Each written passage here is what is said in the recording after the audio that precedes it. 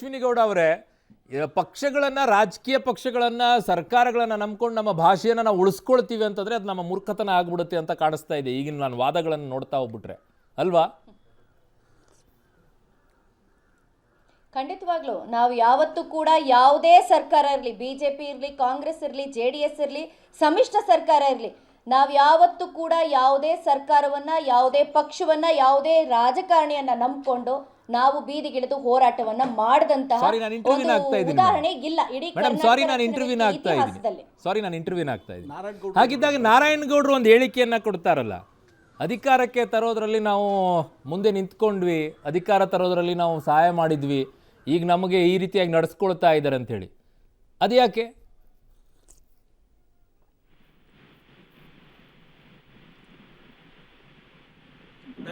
ಕೇಳಿಸ್ತಾ ಇದೆಯಾ ಅಶ್ವಿನಿ ಗೌಡ್ರೆ? ಕನ್ನಡ ಹೋರಾಟ ಇಂಪಾರ್ಟೆಂಟ್ ಪ್ರಶ್ನೆ ಬಂದಾಗಲೇ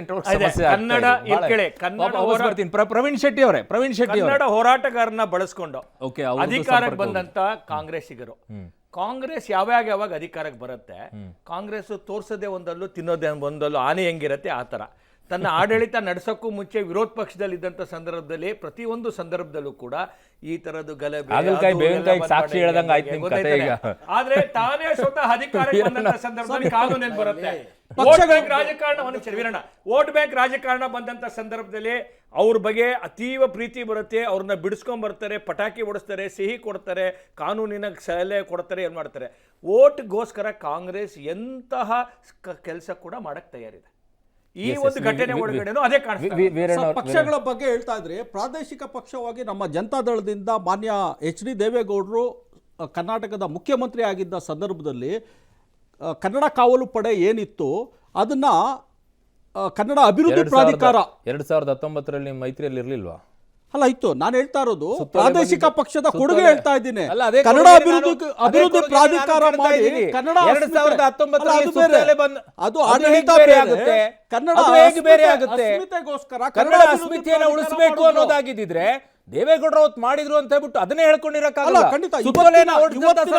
ಇಡೀ ಎಲ್ಲಾ ಬೋರ್ಡ್ಗಳನ್ನ, ನಾಮಫಲಕಗಳನ್ನೆಲ್ಲ ಕಿತ್ತಾಕ್ಬಿಟ್ಟು ಕನ್ನಡದಲ್ಲಿ ಇಡಿಸಬೇಕಾಗಿತ್ತು. ಹೌದು, ಕುಮಾರಸ್ವಾಮಿ ಅವರ ಸರ್ಕಾರಕ್ಕೆ ಬದ್ಧತೆ ಇರಬೇಕು. ಇವತ್ತು ರಾಜ್ಯ ಸರ್ಕಾರ ಯಾವ ರೀತಿ ಬದ್ಧತೆ ಇರಲಿಲ್ಲ, ರಾಜ್ಯ ಸರ್ಕಾರ ಯಾವ ರೀತಿ ಆಗಿದೆ ಅಂದ್ರೆ ಸಮ್ಮಿಶ್ರ ಸರ್ಕಾರ ಬಂಡವಾಳ ಶಾಹಿಗಳ ಕಾಲಿನ ಬುಡದಲ್ಲಿ ತಲೆ ಇಟ್ಟು ಮಲ್ಕೊಂಡಿದೆ. ಕನ್ನಡ ಇವತ್ತು ಅನಾಥ ಆಗಿದೆ. ಆ ರೀತಿ ಸರ್ಕಾರ ಧೋರಣೆ ತೋರ್ತಾ ಇದೆ. ಇವತ್ತು ಮಾಡಿರುವಂತ ಸರ್ಕಾರದ ನಡೆ ಖಂಡನೀಯ. ಇದು ಖಂಡಿತವಾಗ್ಲೂ ಸರ್ಕಾರ ಕನ್ನಡ ಪರ ನಿಲ್ಬೇಕು. ಏನು 60% ಇದೆ, ಫೆಬ್ರವರಿ 28 ಎಲ್ಲಾ ನಾಮಫಲಕದಲ್ಲಿ ಬರಬೇಕು. ಕರ್ನಾಟಕ ರಕ್ಷಣಾ ವೇದಿಕೆ ಬಂದುಬಿಟ್ಟು ನಾಮಫಲಕವನ್ನು ಹಾಕಿ ಕನ್ನಡ ಭಾಷೆಯನ್ನು ಬಳಕೆ ಮಾಡಿ ಅಂತೇಳಿ ಹೋರಾಟವನ್ನು ಮಾಡಿ ಜೈಲಿಗೆ ಹೋಗ್ತಾರೆ. ವಿರೋಧ ಪಕ್ಷಗಳಾಗಿ ನೀವ್ಯಾವತ್ತು ಧ್ವನಿ ಎತ್ತಿದ್ರಿ ಕನ್ನಡ ಭಾಷೆಯ ಬಗ್ಗೆ? ಎರಡೂ ಕೇಳ್ತಾ ಇದ್ದೀನಿ ನಾನು. ಒಂದು ರಾಷ್ಟ್ರೀಯ ಪಕ್ಷ, ಒಂದು ಪ್ರಾದೇಶಿಕ ಪಕ್ಷ. ವಿರೋಧ ಪಕ್ಷವಾಗಿ ಕಳೆದ 6 ತಿಂಗಳಿನಿಂದ ನೀವು ಮಾಡಿದ್ದೇನು ಕನ್ನಡ ಭಾಷೆ ವಿಚಾರದಲ್ಲಿ? ಜಲ ಭಾಷೆ ವಿಷಯದಲ್ಲಿ ಯಾವ್ದು ಏನ್ ಮಾಡಿದ್ರಿ ಹೇಳ? ಏನ್ ಮಾಡಿದ್ರಿ ಹೇಳ? ಏನ್ ಮಾಡಿದ್ರಿ ಹೇಳ? ಕೇಳಿ, ಏನ್ ಮಾಡಿದ್ರಿ ಹೇಳ? ಕೇಳಿ ಸರ್, 2 ತಿಂಗಳು ನೀವು ಸುಧಾರಿಸ್ಕೊಳ್ಳಕ್ ಬೇಕಾಯ್ತು. ರಿಸಲ್ಟ್ ಇಂದ ನಿಮಗೆ ವಿರೋಧ ಪಕ್ಷದ ನಾಯಕರನ್ನ ಆಯ್ಕೆ ಮಾಡ್ಕೊಳ್ಬೇಕಾದ್ರೆ ನಿಮ್ಮಲ್ಲಿರುವಂತ ನಾಯಕರುಗಳನ್ನ ಸುಧಾರಿಸ್ಕೊಳ್ಬೇಕು ಅನ್ನೋದ್ರಲ್ಲೇ ಟೈಮ್ ಹೊರಟೋಯ್ತು. ಮಹದಾಯಿ ವಿಷಯದಲ್ಲಿ ಸೋನಿಯಾ ಗಾಂಧಿ ಅವರು ಸಿಗ್ತಾ ಇದ್ದಾರೆ ನನ್ನ ಜೊತೆಗೆ. ಪ್ರವೀಣ್ ಶೆಟ್ರೆ,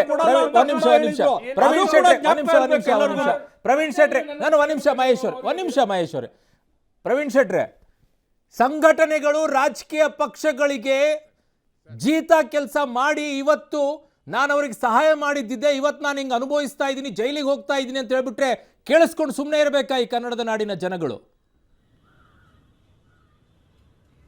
ಖಂಡಿತವಾಗಲೂ ಯಾವುದೇ ರಾಜಕಾರಣಿಗಳನ್ನ ನಂಬ್ಕೊಂಡು ಹೋರಾಟ ಮಾಡ್ಲಿಕ್ಕೆ ಸಾಧ್ಯ ಇಲ್ಲ. ಸಂವಿಧಾನ ಇದೆ. ಈ ಸರ್ಕಾರ ತರೋದ್ರಲ್ಲಿ ನಾವು ಸಹಾಯ ಮಾಡಿದ್ವಿ ಅಂತಂದ್ರೆ ಅದರ ಅರ್ಥ ಏನು? ಆದ್ರೆ ನೋಡಿ, ಅದು ಅವರು ವೈಯಕ್ತಿಕ ರಾಜಕಾರಣಿಗಳಿಗೆ ಒಳ್ಳೆ ರಾಜಕಾರಣಿಗಳು ಪ್ರತಿಯೊಬ್ಬ ನಾಗರಿಕನ ನೀವು ಇರೋದು ಯಾವುದಕ್ಕೆ? ಆದ್ರೆ ಇಲ್ಲಿ ರಾಷ್ಟ್ರೀಯ ಪಕ್ಷಗಳು ನಡ್ಕೊಂತಾ ಇರುವಂತದ್ದು ಹೋರಾಟಗಾರರು ಕನ್ನಡದ ವಿಷಯದಲ್ಲಿ ಅವರ ನಿರ್ಧಾರಗಳು ತುಂಬಾ ತಪ್ಪಾಗಿದೆ. ನಿಲ್ತ್ಕೊಳ್ತೀರಾ? ಸರ್ಕಾರ ಸಹಾಯ ಮಾಡಿದ್ವಿ, ಸರ್ಕಾರ ತರೋದ್ರಲ್ಲಿ ತಮಿಳುನಾಡಲ್ಲಿ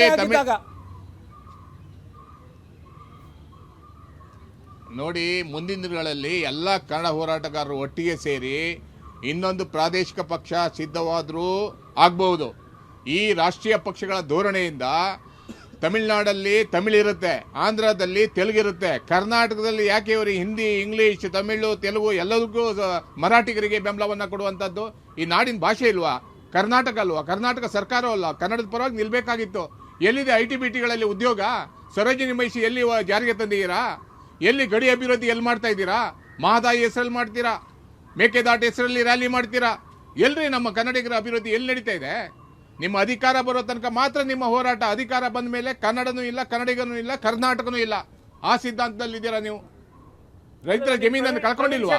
ನೀವು ಹಾಕ್ತೀರಾ BBMP ಇಂದ ಒಂದು ವಿಷಯ, ಪ್ರವೀಣ್ ಶೆಟ್ರೆ, ತಮ್ಮ ಒಂದು ಗಮನಕ್ಕೆ. ಎಲ್ಲಿ ಕನ್ನಡದಲ್ಲಿ ಒಂದಿದೆ? ಇಲ್ಲಿ ಕೇಳಿ ಸರ್, ಇಲ್ಲಿ ಒಂದು ತಮ್ಮ ಗಮನಕ್ಕೆ Okay. ಅರುಣ್ ಅವ್ರ ಮತ್ತೆ ಸಂಪರ್ಕ ಇದಾಗಿದೆ. ನಾನು ಬರ್ತೀನಿ, ಮತ್ತೆ ವಾಪಸ್ ಬರ್ತೀನಿ. ನನಗೆ ಕೇಳಬೇಕಾಗಿರೋದು ಸುಧೀಂದ್ರ ಸರ್, DK ಶಿವಕುಮಾರ್ ಅವ್ರು ಹೇಳೋದು ಒಂದು ಇತಿಮಿತಿ ಇದೆ ಅಂತ ಹೇಳಿ. ನಾನು ಅಗೇನ್ ಬ್ಯಾಕ್ ಟು ಪಾಯಿಂಟಿಗೆ ಹೋಗ್ತೀನಿ. ಈ ಇತಿಮಿತಿ ಅವತ್ತು ಕಾಣಿಸ್ಲಿಲ್ವಾ?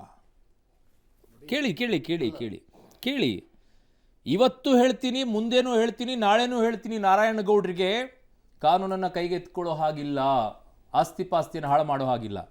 ಹಿಂದೆ ಹೇಳಿದ್ರಾ ಇದನ್ನ? ಇವತ್ತು ಹೇಳಿದ್ದಾರೆ, ಮುಂದೇನೂ ಹೇಳ್ತಾರಂತೆ, ನಾಳೆನೂ ಹೇಳ್ತಾರಂತೆ. ಹಿಂದೆ ಹೇಳೇ ಇಲ್ಲ. ಯಾವ ಸಮಯದಲ್ಲಿ ಅವರು ಯಾವ ಸಮಯ ಅಲ್ಲ ಸರ್. ಒಂದು ಪ್ರಶ್ನೆ. ಯಾವ ಸಮಯ ಅಲ್ಲ ಸರ್. ಮೇಕೆದಾಟು ಪಾದಯಾತ್ರೆ ಮಾಡ್ತಾ ಇದ್ರು. ಮೇಕೆದಾಟು ಒಂದ್ ನಿಮಿಷ. ಪಾದಯಾತ್ರೆ ಮಾಡುವಂತ ಸಂದರ್ಭದೊಳಗಡೆ ಒಂದ್ ನಿಮಿಷ ಮಹೇಶ್ ಕೊಡ್ತೀನಿ.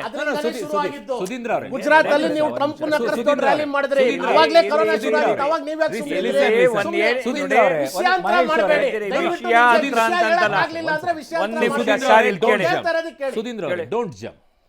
ಪ್ರತಿಭಟನೆ ಮಾಡಲಿ, ಧಿಕ್ಕಾರ ಮಾಡಲಿ, ಹೋರಾಟ ಮಾಡಲಿ, ಹಾಗಂತ ಕಾನೂನನ್ನ ಕೈಗೆತ್ಕೊಳ್ಬೇಡಿ ಅಂತ ಹೇಳಿದ್ರು. Correct, the point. DJ ಹಳ್ಳಿ, KJ ಹಳ್ಳಿ ಯಾಕೆ ಹೇಳಲಿಲ್ಲ ಇದನ್ನ? ಪಾದರಾಯನಪುರದ ವಿಚಾರದಲ್ಲಿ ಯಾಕೆ ಹೇಳಲಿಲ್ಲ? ಹುಬ್ಬಳ್ಳಿಯಲ್ಲಿ ಆದಂತ ಗಲಾಟೆ ವಿಚಾರದಲ್ಲಿ ಯಾಕೆ ಹೇಳಿಲ್ಲ ಈ ಮಾತನ್ನ? ತಪ್ಪು ಕಲ್ಪನೆ ಇದು. ತಪ್ಪು ಕಲ್ಪನೆ ಇಲ್ಲ. ರೆಕಾರ್ಡ್ ಇರುವಂತ ಹೇಳಿಕೆಗಳು. ಬ್ರದರ್ಸ್ ಅಂತ ಹೇಳಿದವರು ಯಾರು? ಮಾಡಿ ಅದು ತಪ್ಪು ಅಂತಾನು ಹೇಳಿಲ್ವಲ್ಲ ಸರ್? ತಪ್ಪು ಅಂತಾನು ಹೇಳಿಲ್ವಲ್ಲ? ಎಲ್ಲೇ ಬ್ರದರ್ಸ್ ಅಂತ ಹೇಳಿದವರು ಯಾರು? ತಪ್ಪೇನು? ಯಾರು ಬ್ರದರ್ಸ್ ಅಂತ ಹೇಳಿದ್ರು? ಯಾರು? ನಿಮಗೆ ಅಗತ್ಯ ಅನುಕೂಲ ಏನ್ ಬೇಕಾದ್ರೂ ಕಾನೂನು ಓಡಿ ನಿಮಗೆ ಅನುಕೂಲ ಬಂದಂತ ಬಿಜೆಪಿ ಡಿಜಿಪಿ ಅವರು ಒಂದ್ ನಿಮಿಷ ಎಲ್ಲಿ ಬೇಡ ನಿಮಗೆ ಲಾಭ ಆಗತ್ತೆ ಅಂತಂದ್ರೆ ಮಂಗಳೂರಿಗೆ ಕುಕ್ಕರ್ ಬಾಂಬ್ ಎಕ್ಸ್ಪ್ಲೋಡ್ ಆದಾಗ ನೀವು ತನಿಖೆ ಡಿಜಿಗೆ ಗೊತ್ತಿತ್ತ ಅಂತ ಕೇಳ್ತೀರಿ. ನಿಮಗೆ ಅನುಕೂಲ ಬಂದಿಲ್ಲ ಅದಕ್ಕೆ ಮಾತಾಡಿ. IBPS ಎಕ್ಸಾಮ್ ಏನಿದೆ ಆ ಎಕ್ಸಾಮ್ ಕನ್ನಡದಲ್ಲಿ ಬರೆಯಕ್ಕೆ ಪರ್ಮಿಷನ್ ಕೊಟ್ಟಿಲ್ಲ, ಅದ್ರ ಬಗ್ಗೆ ಮಾತಾಡಿ. ಅಲ್ಲ, ಟೋಟಲ್ ಆಗಿ ನಿಮ್ ಕಡೆ ಅಮಿತ್ ಶಾ ಅವರು ಹಿಂದಿ ಯೂನಿಫೈಯರ್ ಅಂತಾರೆ, ಅದ್ರ ಬಗ್ಗೆ ಮಾತಾಡಿ. ನಾನು ಸುಧೀಂದ್ರ ಅವರೇ, ಇನ್ವೆಸ್ಟರ್ಸ್ ಗಳ ಬಗ್ಗೆ, ಹೊರಗಡೆಯಿಂದ ಬಂದವರ ಬಗ್ಗೆ ಇವತ್ತು DK ಶಿವಕುಮಾರ್ ಅವರಿಗೆ ಬಹಳ, ಉಪಮುಖ್ಯಮಂತ್ರಿಗಳು ನಮ್ಮ ರಾಜ್ಯದ್ದು, ಅವ್ರ ಬಗ್ಗೆ ತುಂಬಾ ಕಾಳಜಿ ಬರ್ತಾ ಇದೆ. ಯಾಕೆ ಅವತ್ತು ಆ ಗಲಾಟೆಗಳಾದಂಥ ಸಂದರ್ಭದಲ್ಲಿ ಈ ಇನ್ವೆಸ್ಟರ್ಸ್ಗಳ ಬಗ್ಗೆ, ಹೊರಗಡೆಯಿಂದ ಬಂದವ್ರ ಬಗ್ಗೆ ಕಾಳಜಿ ಬರ್ಲಿಲ್ವೇ? ಅವತ್ತು ಕಾಳಜಿ ಇತ್ತು. ಒಂದು ಹೇಳಿಕೆ ತೋರಿಸ್ಬಿಡಿ ಸರ್ ನನಗೆ. ಅದು ತಪ್ಪು. ಸಾರ್ವಜನಿಕ ಆಸ್ತಿ ಹೇಳಿ. ಅದರಲ್ಲಿರುವಂತ A1 ಆರೋಪಿಯನ್ನ ರಾಹುಲ್ ಗಾಂಧಿ ಅವ್ರನ್ನ ಕರ್ಕೊಂಡು ಬಂದು ಸನ್ಮಾನ ಮಾಡಿಸ್ತಾರಲ್ಲ, ಸಾರ್ವಜನಿಕ ಆಸ್ತಿಯನ್ನ ಹಾಳು ಮಾಡಿದಂತ ಸಂದರ್ಭದಲ್ಲಿ ಅದಕ್ಕೆ ಪ್ರೇರಣೆ ಕೊಡ್ತಕ್ಕಂಥದ್ದು ಯಾವುದೇ ರೀತಿ ಕೆಲಸ ಇರ್ಬೋದಿಲ್ಲ. ನಿಮ್ಮ ಕ್ಯಾಬಿನೆಟ್ ನಲ್ಲಿರುವಂತ ಒಬ್ಬ ಮಂತ್ರಿಗಳು ಅವರಿಗೆ ದುಡ್ಡನ್ನ ಕೊಟ್ಟಿದ್ದು ಪ್ರೇರಣೆ ಅಲ್ವೇ? ನೋಡಿ, ಅದು ನೀವು ಮತ್ತೆ ವಿಷಯಾಂತರ ಮಾಡ್ತಾ DK ಶಿವಕುಮಾರ್ ಮಾತಾಡ್ತಾ ಇದ್ದೀರಾ. DK ಶಿವಕುಮಾರ್ ಎಲ್ಲೋ ಮಾಡಿದ್ರಿ ಅಂತ ಹೇಳಿ ಮಾತಾಡಬೇಡಿ ದಯವಿಟ್ಟು. ನೀವು ಸುಳ್ಳಂತ ಕೇಳೋ ಹಕ್ಕೇ ಇಲ್ಲ. ನಮಗೆ ಬರಕ್ಕೆ 25 MP ಕರ್ನಾಟಕ ಬರಕ್ಕೆ ದುಡ್ಡು ಕೊಟ್ಟಿಲ್ಲ, ಅದು ಸುಳ್ಳ. ಅಮಿತ್ ಶಾ ಅವರು ಹಿಂದಿ ಯೂನಿಫೈಯಿಂಗ್ ಅಂದಿದ್ದು ಸುಳ್ಳ, ಅದನ್ನ ಮಾತಾಡ್ರಿ. ಕನ್ನಡ ಇಲ್ಲಿರೋ ಟಾಪಿಕ್ ಕನ್ನಡದ ಬಗ್ಗೆ ಕನ್ನಡದ ಕಡೆಗಣಿಸ್ತಾ ಇರೋದು, ಅದ್ರ ಬಗ್ಗೆ ಮಾತಾಡಿ. ಕನ್ನಡ ಅದ್ರ ಬಗ್ಗೆ ಮಾತಾಡಿ. ಅಲ್ಲ ರೀ, ಹಿಂದೂ ಏನ್ ಬೇರೆ ಗೊತ್ತೇ ಇಲ್ವಾ? PFI ಎಲ್ಲ ಬೇಡ ಇಲ್ಲಿ, PFI ಎಲ್ಲ ಬೇಡ. ಸುಧೀಂದ್ರ ಅವರೇ, ಒಂದ್ ನಿಮಿಷ. ನಾನು PFI ಕೇಸ್ಗಳನ್ನ ಅದು ಇದು ನಾನು ಕೇಳಲ್ಲ. ನನ್ನ ಕೇಳೋದಿಷ್ಟೇ, ನಾನು ಕೊನೆಯ ಟೈಮ್ ಮುಗ್ತಾ ಇದೆ ನನಗೆ. ಕೊನೆಯದಾಗಿ ನಾನು ಹೇಳೋದಿಷ್ಟೇ, ಹೆಂಗೆ ಕರ್ನಾಟಕ ರಕ್ಷಣಾ ವೇದಿಕೆಯಲ್ಲಿರುವಂಥ ಕರ್ವೆ ಅವರನ್ನು ಹೇಗೆ ಜೈಲಿಗೆ ಕಳಿಸಿದ್ದೀರೋ, ಈ ನಿಯಮವನ್ನು 2019ರಿಂದ ಪಾಲನೆ ಮಾಡದೇ ಇರುವಂಥ ಅಧಿಕಾರಿಗಳನ್ನು ಮನೆಗೆ ಕಳಿಸದೇ ಇದ್ರೆ ನಿಮಗೆ ಬದ್ಧತೆ ಇಲ್ಲ ಅಂತ ಅದರ ಅರ್ಥ. ಕಾನೂನನ್ನ ಇಷ್ಟೇ. ಯಾರೇ ನನ್ನ ವಿರೋಧಿಸಿದ್ರು ಮನವಿ ಅವ್ರನ್ನ ಇಷ್ಟೇ. ಬಗ್ಗೆ ನನ್ನ ಸೂಕ್ತ ಕ್ರಮ ಕಾರ್ಯಕ್ರಮದಲ್ಲಿ ಕೈಗೊಳ್ತಕ್ಕಂಥ ಭಾಗವಹಿಸಿದಂಥ ಎಲ್ಲ ಸರ್ಕಾರದ ಅತಿಥಿಗಳಿಗೂ ಒಂದು ಕೂಡ ಧನ್ಯವಾದಗಳು. ಜೊತೆಗೆ ಅಶ್ವಿನಿ ಗೌಡ ಅವರು, ಕರ್ವೆ ಮಹಿಳಾ ಘಟಕದ ಅಧ್ಯಕ್ಷ, ಅವರು ಹೇಳಿರುವಂಥ ಒಂದು ವಿಚಾರ ಮಾತ್ರ ಬಹಳ ಸೀರಿಯಸ್ ಆಗಿದೆ. ಪೊಲೀಸರು ಸಿವಿಲ್ ಡ್ರೆಸ್ನಲ್ಲಿ, ನಾರ್ಮಲ್ ಡ್ರೆಸ್ಸಲ್ಲಿ ಬಂದು ಅವರೇ ಪ್ರಚೋದನೆ ಕೊಟ್ಟರು ಅನ್ನುವಂಥದ್ದು ಬಹಳ ಗಂಭೀರವಾಗಿರೋದು. ತನಿಖೆ ಆಗಬೇಕು.